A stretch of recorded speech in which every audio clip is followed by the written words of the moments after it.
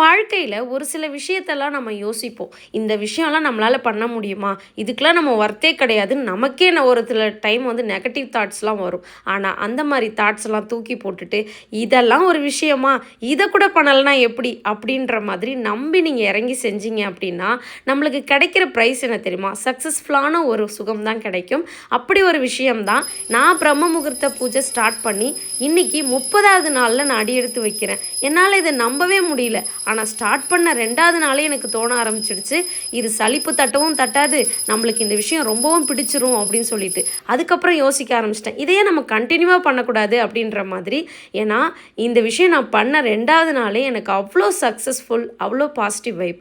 அதனால் எந்த ஒரு விஷயமும் பண்ணுறதுக்கு முன்னாடி யோசிக்கிறதை விட்டுட்டு நம்பி அந்த விஷயத்தை பண்ணிடுவோம் அப்படின்னு நம்பி இறங்குங்க. கண்டிப்பாக உங்களால் பண்ண முடியும். இன்றைக்கி என்னோட பையன் ஸ்கூலில் கொழுக்கட்டை மாவில் விநாயகர் செஞ்சு கொடுக்க விட்டு சொல்லியிருந்தாங்க. அதுதான் நான் செஞ்சு கொடுத்துருந்தேன். இந்த விநாயகர் உங்களுக்கு எப்படி இருந்ததுன்னு கமெண்ட் செக்ஷனில் சொல்லுங்கள். நெக்ஸ்ட்